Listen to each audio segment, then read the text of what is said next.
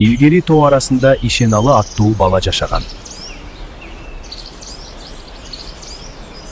Биздин да өзүбүздүн китептерибиз болсо кана. Ал билим издеп, алыскы шаарларга сапарга аттанды.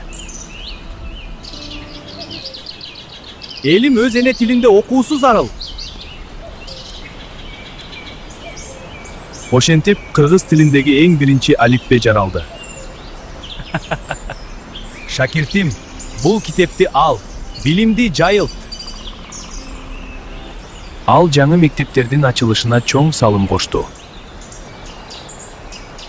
Анын эмгеги менен бүтүндөй өлкө окуй баштады. Биз Ишеналы атанын атындагы мектепте окуйбуз. Оба, биз Ишеналы атанын атындагы мектепте окуйбуз. Окугула, балдарым, келечек силердин колуңарда.